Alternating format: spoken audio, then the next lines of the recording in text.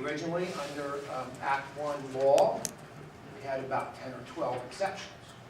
We now have 2, and one of them is sort of reached its limit because the legislature has put restrictions on how to use the pension exception. And so the only one left is really special education. So you get the 3-step process in place. That means 1, the index is going to establish the limit on your millage. Number 2, you can file for exceptions with the department. And then 3, if that still doesn't produce a revenue and you have need for revenue and the board adopts it, you can take millage above that. That would go to the voters in a public referendum. We've probably had about 15 or 18 of those in Pennsylvania. And most have failed, and most have failed miserably. We've had 1 school building project approved by referendum, and the others since then have failed, and I would say most of that time failed miserably. We've had districts go to referendum 2 times. 2 districts did that. They lost both times. So, if we look at the original years of Act 1, 2006-07, so these rates were when the economy was booming, employment was up, wages would be up, both state and federal. So those were pretty healthy caps. Now, again, this is the base index under Act 1. So many districts get an adjustment to have an even higher index. My guess is, Aaron, you don't get any such adjustment now. You're going to get the base. All right. So, but then you see what has happened when the economy went down. We're here versus here. So it's been a significant change and a significant limit in terms of where we initially started from Act 1. Some of that, again, by limiting a lot of the other exception options and restricting the pension exception option. And 2, the state of the economy did that. So you'll see we have been on a 1.87 average since 2011-12. And again, it is a use it or lose it. You can't bank it. So if you don't use it one year, it has no effect on where you are the next year. Whoops, sorry. All right. This is a forecast of the Act 1 index. It's done by a group in Harrisburg called the Independent Fiscal Office. The Independent Fiscal Office is the equivalent to the sort of congressional budget office on the state government. It was created 5 or 6 years ago when, frankly, the legislature didn't trust the numbers they were getting from the governor, who was Ed Rendell at that point. So they wanted to create this independent office to make sure they were getting good, valuable data from the legislative side. So they created the Independent Fiscal Office. They do great work. It's a bunch of very smart people. So here's where we've been, and here's where it attempts to go. So as you'll see, that index that I showed you in the previous chart isn't going to move very much. So that's going to be sort of the cap in place for at least the next couple of years.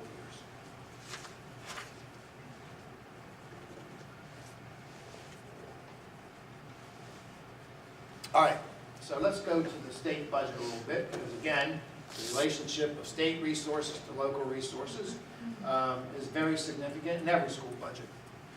This is where we stand this year. And so this is another exercise in looking at large numbers. So if we look at this, this was a bill sent to the governor previously, had $150 million in. This is the first one he blew on.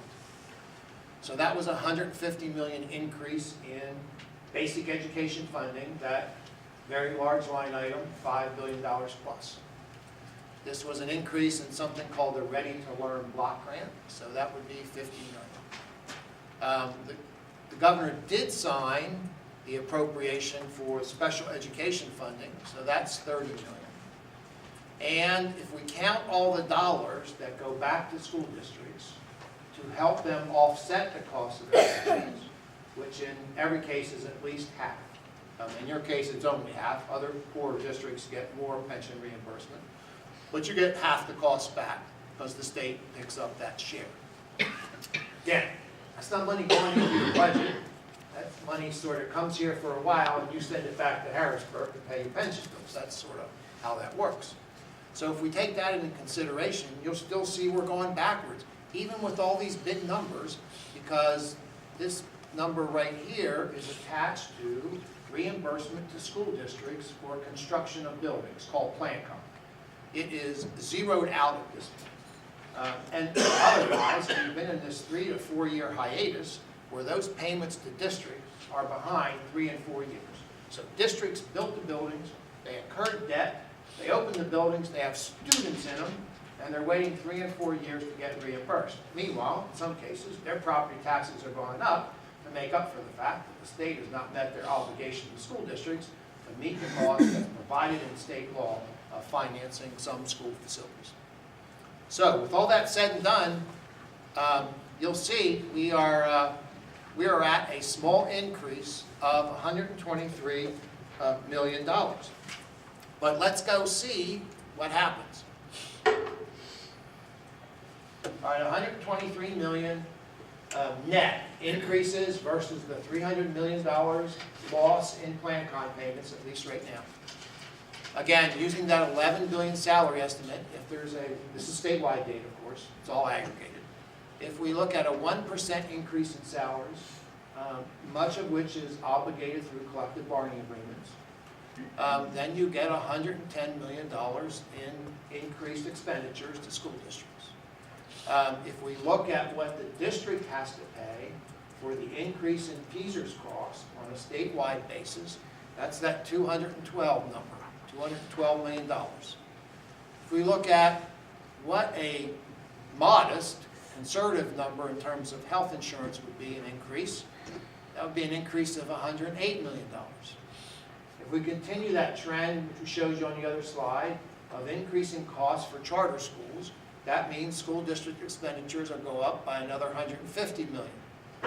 And right now, we have documented by the Auditor General 40 on the low side, 50 on the high side of districts that have had to borrow for the purpose of this school year's operation.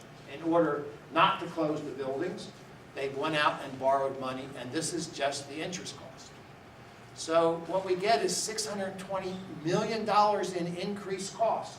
And not say that's conservative, because if we don't get a budget soon, I would think that number may double. And we may be talking $80 to $100 million in borrowing costs for districts.